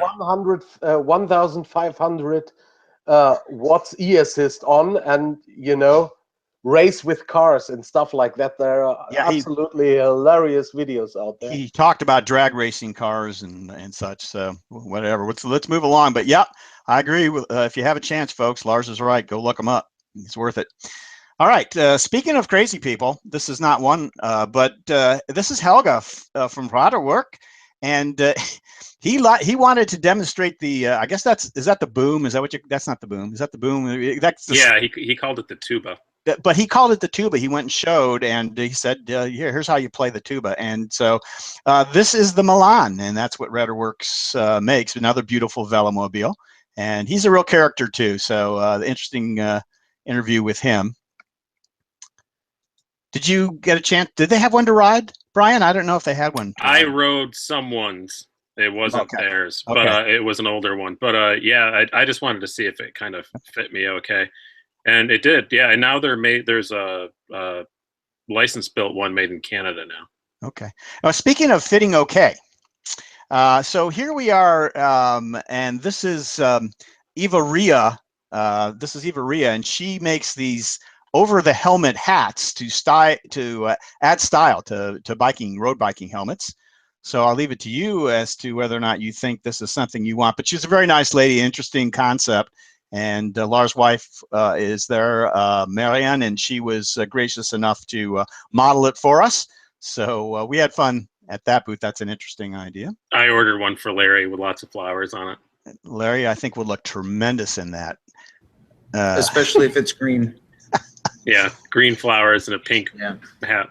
We moved along to the Aizu booth, and of course Hans Agala gave us a nice tour around there. One of the interesting things, and Brian talked about in his piece this morning on Bent Rider, that was there, is they had the chief mechanic there doing a demonstration of some of the work that they do on the frames, and so the people there could see what goes into it and what they have to do. Really nice. That's part of our video too. So check that out if you would. I just thought that was a really cool idea for the show. Yeah, it's a really cool display thing. Yeah, and they did it just for the people that came. I thought that was a great idea. I agree with you, Brian. And the funny thing about that for me was when you see him work, actually that looks so easy, Yet I have problems, inflating my tires. So that is really interesting to see what's going into putting together such a bike. Here's a guy that knows what he's doing. He probably does 6 a day. So, and then there's the Wolf and Wolf booth, and Brian already talked about this. We won't spend a whole lot of time. You can hear him drooling, actually, there. You can see this bike at their booth is on rollers. So if you want to get a nice laugh, also in our video, you'll see Lars attempting to ride this bike on those rollers. And as you see, he's with us today, although I still think it's a miracle. There's a piece of the doctors did a very good job in patching me together. They patched them back up. I always call rollers the only way you can crash a bicycle in the privacy of your own home. That's a good definition, I guess. I think, is this an example of the frame material? This is front fork. The front fork. Oh, the one-sided fork, right? Yeah. Yeah, the mono fork. Thank you, Oliver. Yeah, they have the mono fork because else they would get problems with a chain. Since they built the bike without any suspension, they use very thick tires instead. So and have to place to have the place for the thick tires and the fork and the chain. They decided to have a front fork, mono fork on the front. That's very elegant. Their stuff it's all steel, right? I think it's all steel too, Ryan. So. I know Dana would love that bike just as much as me if he saw it. Oh yeah, with the leather grips and that last one you showed was just beautiful. Yeah. All right, here's Karsten from Schwabe, and he was able to give us a nice chat about what's going on with them. And so again, hit the video up. You can find out what the latest is with them. And they had. Oh, by the way, I have to cut in on that. Please. I had a talk today with some guys of my recumbent group, and I think this part really stirred something in the people's minds, because the gossip we had about the shredder tires. Yeah, you might as well. Let's back up here. Go ahead, Larson, because for those who haven't seen the video, we talked about it, but it was a big issue. Go ahead and talk about the background for the shredders. Okay, so basically their shredder tires are meant to be BMX tires, BMX racing tires, and they turned out to be a great tire for velomobiles. And now they discontinued them, and people wanted to know what happened to them and why they are discontinued. And in the video, Karsten told us about that he has something in mind to replace the shredder. And this really got on, because I has been asked about if I have more information about what might be going on there regarding the substitute for the shredder. Unfortunately, I couldn't tell them anything because, well, we won't know. But that's a big issue, obviously, in the recumbent world, especially the Velomobile world. What he said, Lars, if I remember correctly, was not only did you ask him, but he said, yeah, we've been at the show, and I must have had 24 people come already and ask me, what's happening with the shredder. So he says, we're going to have to do something. They're not bringing it back, I think he said, but we're going to have to do something, and he's got something. The U.S. Schwalbe people told me the same thing at CycleCon. Is it may be a very similar tire with a different compound or something, but that tire was never designed to be going, 60 miles an hour downhill. That's what he said. So they basically just got nervous. Yep. As long as the new Schwalbe replacement comes with a bag of gummy bears, I think it will work out well. So, all right. Inflated gummy bears. That is to say, inflated. Inflated. Yeah, it was the bag was inflated. Folks, this is the test track, the parkour that the main test track, and that Lars and I had a chance to catch a lot of people on. And you see the overhead shot here. I made this a good time to quickly talk. We're running out of time here, but I want to tell the story. If you watch the video, you'll notice in the opening and a few spots in the middle and at the end, we have some amazing overhead drone shots. I would like to take credit for having brought a drone and flown it and gotten those shots, but I did no such thing. We got very lucky near the end of the show. We looked up and heard over our heads a buzzing. I looked up and saw a drone, went over and talked to the gentleman. And he was flying the drone and getting shots at Spezi. I asked him if he would in some way want to share that I explained the video that we were making, and he was very, very kind and generous to do that. So his name I have here, and I want to tell everybody, his name is Alexander Shaki. There we go. Yeah, we go. Alexander Chale, I guess. He's a Latvian gentleman, and he was good to his word. He loaded up the 4K beautiful overhead video, and you'll see that a lot of it in the video. I hope you guys will all take a look at that. He did wonderful work, and I wanted to publicly thank him here for that. I also credited him in the video. So let's move along with this, but you'll know where these came from now. So, and there's Lars and me getting on the track. We saw this guy going around. He started going by, slammed on the brakes, and said, "Hey, get in!" And so Lars and I jumped in there. We fit perfectly, as you can see. Well, you can't see Lars, but there we are. And we were getting a ride around the track, and I was conducting interviews with people as we went around the track, which was kind of a fun thing to do. Even out the back, I managed to get some interviews. So we talked a little bit earlier about this gentleman. He's the Polish gentleman who is a home builder and has lots of ideas and was writing everything you could imagine to learn more. So it was interesting to talk to him. Also, I've been beaten by that very same bike before. Yeah, Fox has had that one around for a long time. Yeah, it seemed like a fast bike. So, the guy who took us around the track, his name was Stefan. He was from Dusseldorf, by the way, just to credit him. This is Harold, and he was just out. Another one of these examples of a guy just outside the venue, and he had this interesting machine in his hand and a little Velomobile, and he was showing off. It's a Stirling engine. So those of you know about the Stirling engine, and he in fact had a larger that was a demo version you saw before, and this is actually working version that he set up with but the he's heater underneath. out. It is not running on beer. But it is I not. was just going to ask. You will see in the video we have a little discussion about that. It does not run on beer, but it's something that he is working on. So anyway, another really interesting guy. We had an interview with him. Lars, Oliver, wasn't it this your friend's bike? Am I wrong about that? Excuse me? Wasn't it your acquaintance or friend that had the Flavio bike? Am I wrong about that? I was thinking it was your friend, but maybe not that. No. Okay. I don't know this guy. I know a few people with a Flavio bike, but not this one. Okay, no, it wasn't this gentleman, but I thought this was this was his bike and he was riding. But okay, in any case, and then you mean yeah, of we course. met the guy with the red hair. Yeah, Heiko with a self-made. Yes. I thought actually not a Flavio because it's a learning kind of Flavio because you still have a steering, but I'm not sure if that is the one. Okay, I wasn't sure either, but there were a couple of those bikes that were maybe based upon the Flavio, and people were riding or attempting to ride. Very, very difficult to ride these things. Now, if you have time for one, I'll keep it very, very quick. 13 years ago, when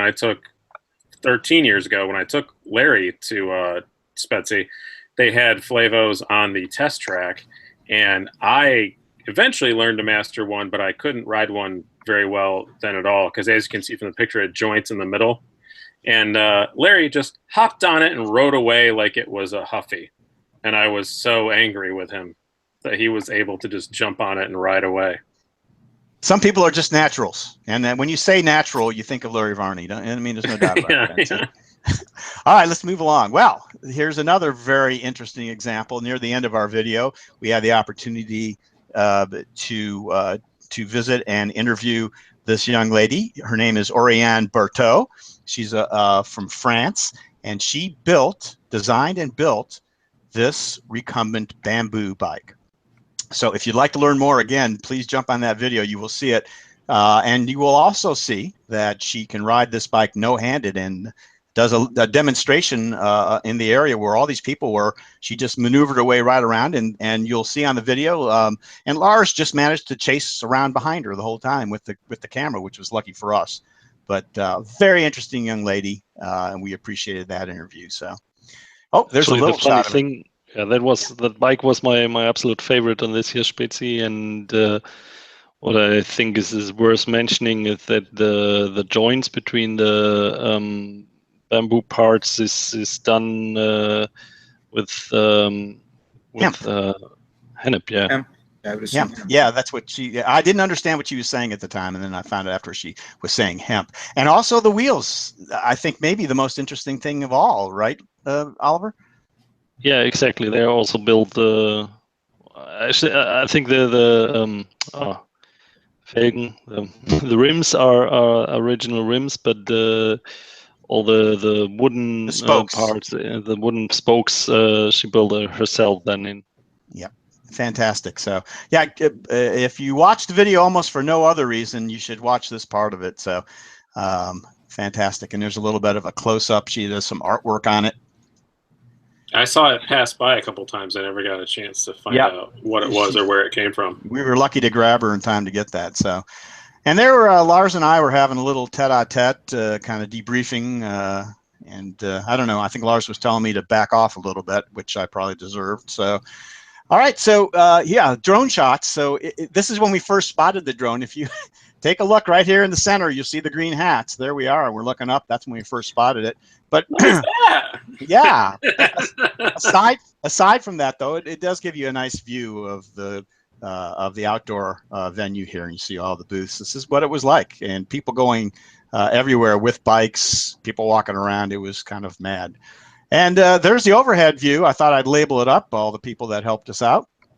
And there is Alexander, here, the guy that actually flew the drone. You could see him doing it there.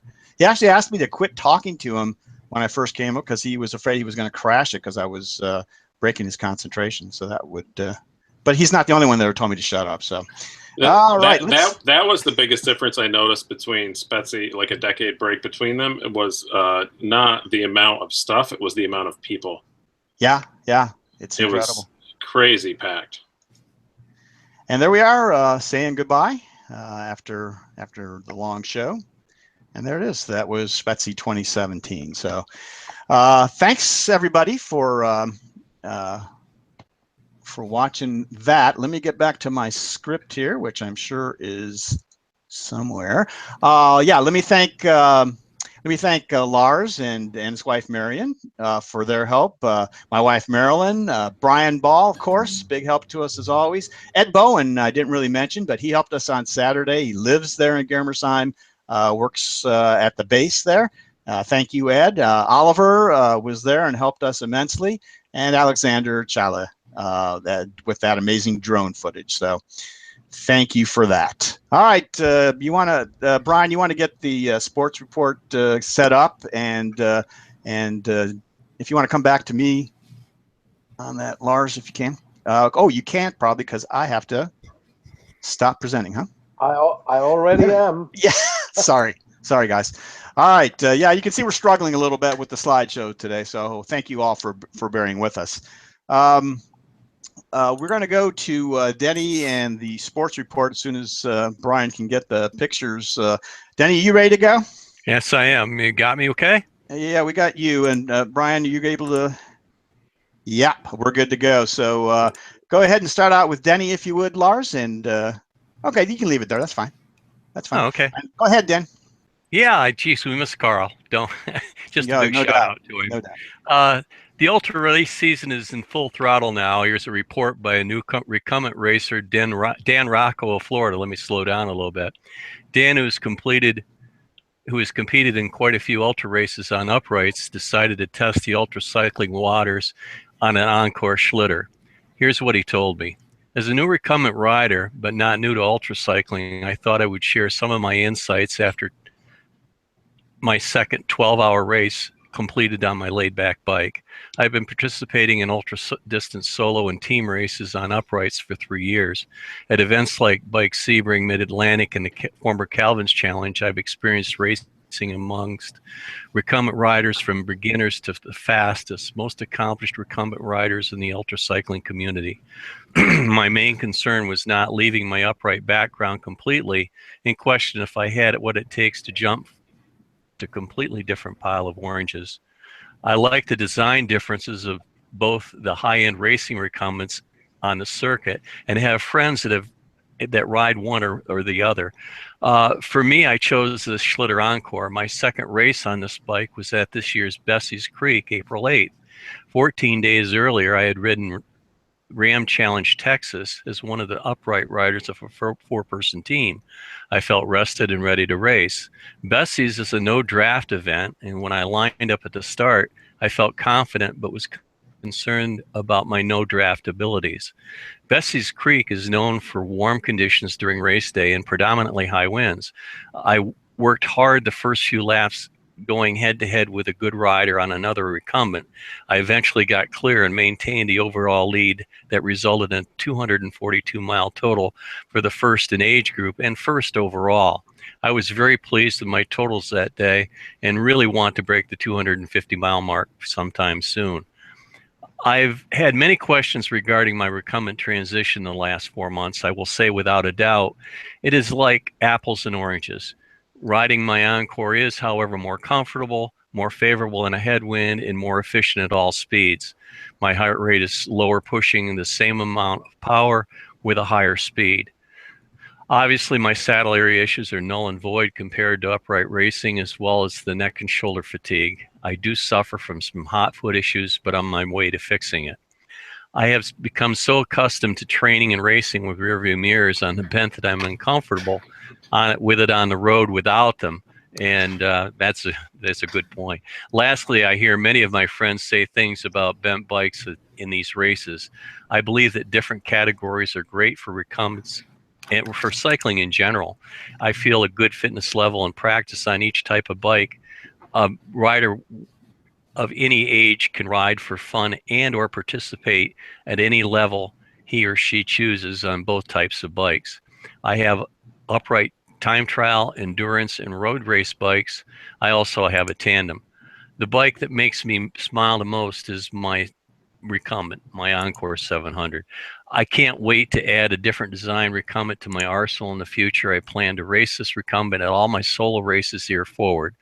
I might even try another 24 this year. Recumbents should be welcome at all events. These bikes are just that, bicycles. It comes down to legs, lungs, and smiles. Ride safe and have fun. Dan, we couldn't agree with you more.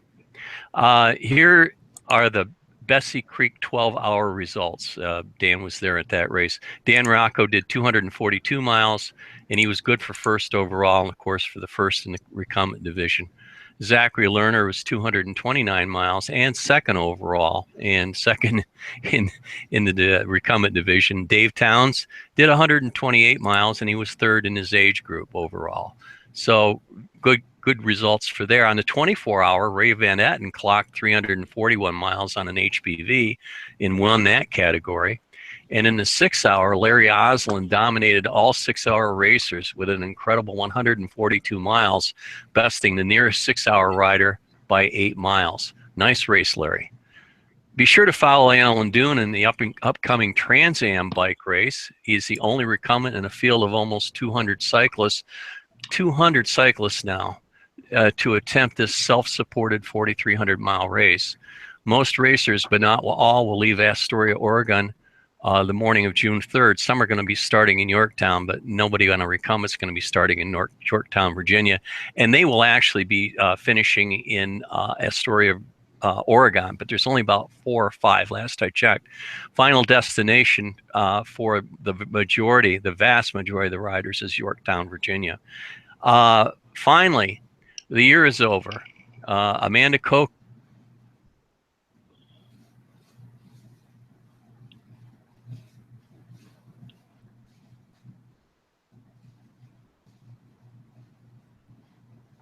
Gary, you're muted. All right, I don't know what happened to Denny there, but I'm going to finish this. So Amanda Coker finished her highest annual mileage attempt with an astounding 86,573.2 miles in 365 days of cycling on May 14th. That was the 1-year record set by Kurt Zervogel, as you guys know, spanning 2014 and 15. The statistics are available online, but suffice it to say, it's an incredible record. Along the way, she broke the record for most miles in a month 2 times. Her highest total was 8,012. And congratulations to Amanda. We do want to wish congratulations here at the Laidback Bike Report to Amanda, her mom, and her dad, and all those who encouraged and supported her for this past year. There were many. So a wonderful accomplishment. She is not done yet, however. She is currently still in Flatwoods Park every day, working towards the fastest to 100,000 miles. So she continues. A record of 500 days set by Tommy Goodwin in 1939. She's well ahead of the record pace with 87,860 miles as of yesterday. If all goes well, she should finish in July. If you would like to show your support financially, there's a GoFundMe campaign. You can throw a few dollars her way in that. There will be a link to the statistics spreadsheet and the GoFundMe in the description section of the video, as we always do in the video here at the Laidback Bike Report video that we have after the show here. So that's it. And as Denny likes to say, stay on the bike and keep moving forward, which is what we must do. All right. Thanks a lot, Denny. I'm sorry we lost you there, but We're glad you submitted the report. Now let's move along to Dana. Dana, I muted you, so unmute yourself. There we go. There we go. Can And you hear me, Houston? We can hear you, Houston, and everywhere else. You go ahead. All right. Well, so on the agenda today was front derailleurs. And I was really excited to talk about front derailleurs, but we just set up another bike yesterday with ETAP. And I've gotten a lot of questions about ETAP on Recumbent, so I thought I would take a few minutes to show you a bike setup with ETAP and sort of how it works. For those of you who don't know what ETAP is, it is SRAM's electronic shifting system. It is essentially wireless. And here, let me, let's move around here. Let's see, I know it, there we go. I think that'll get you a good shot. Let me raise this up a little higher. Okay, you know, the first thing that you're gonna notice is there's no cable here going to the rear derailleur. It just totally cleans up the look. That's the rear derailleur right there. And it's you can see it's the same size as a regular derailleur, except it's got a battery on the back. In the front, you know, one of the challenges with the ETAP is that they only work with a double. So here you can see it. It looks a little clunkier because it's got the battery on the back of it here. I've actually taken my Lightning cranks that had a triple crankset and took off the outer ring. So I just have my inner 27 and my outer 40. These are rotor Q rings. If you are wondering if this system does work with the Q rings, it seems to work fine. I chose this setup rather than going with the 2 outer rings because I need the climbing gears. As you can see, the cockpit is set up. You'll notice you almost can't even see. The buttons are tucked in right under the grips here. And see, I've run the cables up through here into the junction box. We're going to clean this up. This will look a lot prettier Monday or Tuesday, but I just wanted to get it set up. The junction box is, can you see that right there? Yep. Gary, is that shown in the picture? Because I can't see what I'm showing. We can see it. Good. Okay. So on a traditional diamond frame, you wouldn't need this because all the controls are done in the brifters. But because we're not using brifters, we obviously need this junction box. So the only cables on this system are the cables that go from the blips down in the grips up to the junction box. Everything else is wireless. It just totally changes the look of the bike. I don't have any derailleur cables. In terms of the way that it works, it's going to be a little challenging given the reach, but if I pedal, I'm just pushing. Like I'm going to turn it that way. Can you see the rear derailleur, Gary? Yeah, we got it. Okay, so if I push the button on one side, other side, right? It just shifts it. It's all electronic. If I hold the button, it just keeps going. So there's no more levers. Right? The other side, I just keep pushing the button. I don't have to push it multiple times. I can just push and hold it. For those people that were concerned about how bar end shifters normally hit their legs, obviously the bar end shifter is no longer there, so you get a little bit more clearance. This one I'm not going to be able to show, but to shift the front derailleur, you just push both of the buttons at the same time, and that front derailleur now is shifted to the small ring. There we go. So it's a really clean setup. The ETAP system is very, very simple to install. Just like a traditional front and rear derailleur, you put the set screws, and then you can do fine tuning with the system once it's up and running. Just make sure the batteries are charged. Any questions or anybody have any questions for Dana on that? Electronics, that's where it's at, bud. No, I need that in my life. Yeah, me too. It's amazing. It's truly amazing the way it changes your riding experience. Yeah. Not cheap. Yeah, I was just going to ask. So, do you? Obviously, it's not cheap, Dana. But do you anticipate the price will be coming down as this as they start ramping up production? People start buying them. Well, most in the bike industry, they tend to start with the top of the line components, and then you see some trickle down. You've certainly seen that with Shimano, where they started with Di2 with only the Dura-Ace components, and now it's trickled down to the Ultegra level. without having any inside knowledge, I would guess you're going to see this trickle down over time. I guess it would have something to do with the competition as well, right? What would be the competition for this? Competition would still be the Shimano Di2 systems. Those systems, quite frankly, are a lot more versatile. They've got mountain bike systems. They've got road bike systems. They can handle really wide range cassettes. Yes? Battery life. A couple of questions. Battery life. Oh, sure. They're talking about 500-600 miles, I think is what I saw. There's one little trick that you do. You've got a battery in the rear derailleur and the front derailleur. So if you're on an ultra race or something like that, and you were not, well, I'm not going to say dumb enough, but you weren't smart enough to bring spare batteries, you can simply swap the batteries. Obviously, your front derailleur is shifting a lot less than your rear derailleur. So when you see that battery going low, you just switch them. And you've got plenty on these batteries. They charge very quickly. Yep, those were all asked. Jim Pratt, Ken Kaiser, all asked those questions about battery and charging. Yeah. So very, very you'll good. See that I had that set up with an 1132 on the back. I haven't tried it, but I've heard that it'll work with an 1136 if you use a wolf tooth extender on the rear derailleur. So you can get a pretty wide range of gears. Okay. Anything else, guys? All right. Yeah, Dana, thanks. Yeah, I had one thing. Sorry, just to get an idea of the price. Like if I ordered a Carvent today with SRAM Red versus the ETAP, what would the price difference be? Like honestly, I don't know. I'd say approximately $700, $750 more. But that is purely, honestly, I don't even know if that's accurate, if that's even close to accurate. I have not bothered figuring out the price yet, the price difference. But I'll get back to you, Brian. Okay, it's cool though. Oh, it's amazing. Yeah. Very cool. Thank you for showing that, Dana. Absolutely. Next month. Yes. Front derailleurs. Okay. Back on track. All right. We moved front derailleurs to the back, but we'll move them back forward again next month. That's great. Thanks, Dana. Appreciate it. All right. Let's wrap this up, folks. We're going for a record length show today.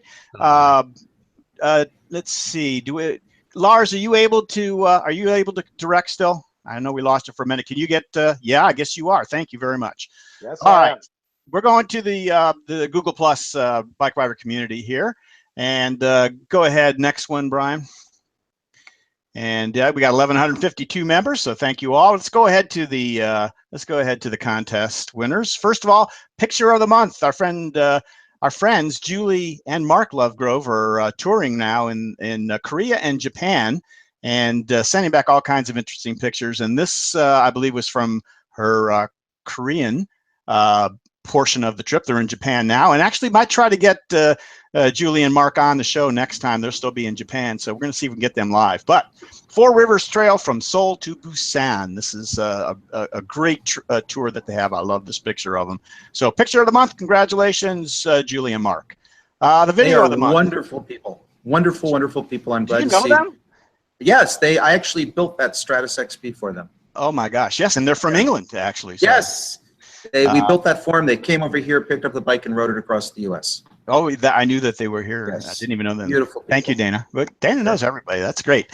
And yes, I agree. They are wonderful people. So, all right, the video of the month. I'm sure also another wonderful person I'd like to meet, Bruce Johnson, who did this really cool video of him on the trail, and it says his video is entitled "Get Out of My Way." So you gotta appreciate that. Okay, moving on to the discussion of the month. Janos Sisson, a linear reciprocating pedal mechanism on this trike, kind of an interesting concept, and he talked about that. So head to the Google Plus community. You can see what that discussion was about. And lastly, our good buddy Pilius Pulcher, who wins every month, and you can see why. There's a really interesting shot of him on with his Bichetta. In front of a little house or perhaps church. I'm not really sure. I was going to say, is that one of those tiny houses? Go ahead. What were you saying, Dan? I was just going to say, it looked like a new tiny house. Yeah, I know that all the talk is a tiny house. All the rage. This is in Germany, in Bavaria, I think, and I don't know if it's a tiny house or. It's a little prayer shrine thing. It could be. Yeah, it's a small chapel or something. In the south of Germany, you have that. A lot So if you're on the trail on your recumbent and you're not sure you're going to be able to make it home, you can get in there and you can always pray for a safe return. Yeah. Right, right. And I don't think Peleus is doing that because he doesn't have any trouble piling up the miles. So congratulations as always, Peleus. Thank you very much. All right, folks. And now I'd like to say a little more about the Avenue Trikes and that special offer that we talked about earlier.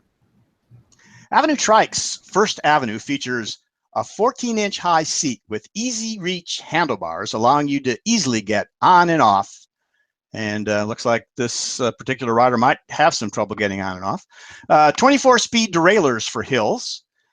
Seat and frame easy, no tool adjustment to fit riders from 5'2" to 6'4". No, he doesn't fit in that category either. All this, and it sells for only $14.95. When you buy an Avenue Trike, it is assembled, test-ridden, and adjusted to your leg length before putting it fully assembled in a huge box. Just use the online form on avenuetrikes.com to ask for a price quote, including accessories and shipping. Shipping to a residence in the USA is $199, and a commercial address is only $179. Now, here is that special limited time offer exclusively for Laidback Bike Report viewers from Peter Stull of Avenue Trikes. Mention the Laidback Bike Report when you stop in at the Bicycle Man and get 10% off on a new Avenue Trike. That's $149 savings. This offer only applies to trikes picked up at the shop, and it ends June 15th, 2017. Now, you can find more information on the Avenue Trikes Facebook page and at www.avenuetrikes.com or call 607-587-8835. Of course, we'll post all this contact information in the description section on the YouTube video. So thanks a lot, Peter Stull. Okay, folks, so I'm going to quickly finish up here. Next June 4th, I guess just a couple weeks away is our next show. We're going to have Velocity, the Wheel People. And we're going to talk about everything they do at their shop there in Grand Rapids, Michigan. So please don't miss that. Mark that on your calendar. Yep, there they are. And don't forget, please, as I just talked about, the description section of every YouTube video of the Laidback Bike Report has a table of contents and every link that we talk about in the show. So the table of contents is going to get you through a long show like this. You can just pick out the parts you want or watch it a little bit at a time. It'll really break it up into chunks for you. I spend a lot of time doing that, and I hope you guys will be able to use that to your advantage. All right, time to say thanks. And boy, do I have to say thanks today for all the help we have. First of all, I want to thank Brian. And Brian, you're probably not going to be able to. Well, you probably could come on if you want. I can speak, but I don't want to. I don't want to mess anything up. Brian, you know what Brian looks like? He's that good-looking young man that you've seen before. He helped me so much today. He always helps me, but he really took care of most of the slides today, aside from his usual great contributions. What did you say?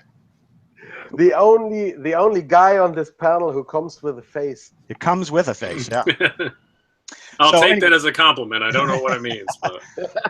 Brian, thanks you and to Bent Rider for all your support all the time. Always a good time.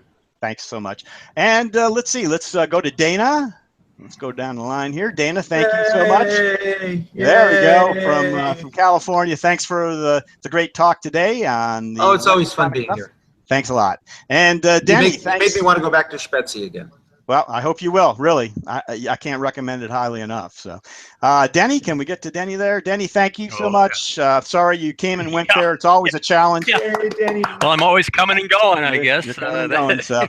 All right, thanks a lot, Den. And then over to Larry Varney. Larry, hello. Glad you made it. Even though we really stretched the show out just so you can get on. I want to let you know that's what we did. That's what I thought. So thanks for hopping on. Wear my barge shirt. So you're heading straight there probably right after the show. We'll have to get there with you. Thanks for Wednesdays. So, but right. Yeah, I'm glad I made it in time. Thanks a lot. And of course, the esteemed director of the show, Lars, put yourself on there. Thank you so much. As always, a great job. You were jumping around hoops today, I know, or jumping through hoops. I appreciate it as always. Thanks a lot, Lars. You always provide a challenge for me, Gary, but you know. Well, it's not worthwhile if I don't provide a challenge, right? So thank you so much. All right, back to this face if you could. And thanks to all the panelists and Oliver and the Parkers, everybody who was here earlier and couldn't hang on for the whole thing. Thank you all. And thank you all for sticking around and watching the show and everything you do to support us. We sure appreciate that. I want to give a quick shout out to my good friends, John and Kathy Johnson. John is fighting a very serious illness, a bike rider from long, long ago, bent rider. They ride recumbent tandem. They've ridden it across the country. John's not able to do that right now, but he is recovering the best he can. These two just picked up a couple of ice adventure trikes from the hostel shop. So we're really excited for them, and they're going to try to work their way back into shape and do what they can. So I just wanted to say hi, and we support you, and we wish the best for you, John and Kathy Johnson. Thanks. Okay, here, let's go over the ways you can support us real quickly. Again, the subscribe button on the lower right-hand corner, click it so you'll get a notice of when we're on the air. And the little eye up above there on the upper right-hand side for a link directly to our website where you can find all the information that goes on, the past shows, future shows, all that sort of thing. You can see also on the website, Brian, can you hit that? Oh yeah, Lars just hit him. Back up a little, Brian, if you would, to the, that's it, thank you. So yeah, you'll see at our website, you'll see the sponsors at the top of the page. We hope that you will support them. They support us, and that's how it works. You'll see our most recent show. You'll see what's coming up and a calendar of future events. You can sign up for our mailing list. We'll send you out an email a couple times a month, keeping you up to date. And our past shows, including the live chat archive, which we're going to put on even for this show. You'll see the people that chatted. If you missed the show, you'll see what they were saying. Bonus material, bonus videos and images, the things that we can't fit on the show because the show goes long every month. And of course, you can buy a hat. You could buy a hat just like that. 20 bucks, $5 shipping and handling. That helps us all too. So, yep, back to me. You can find all that on laidbackbikereport.com. So, from all of us here at the Laidback Bike Report, thank you so much for watching, and so long, bent riders.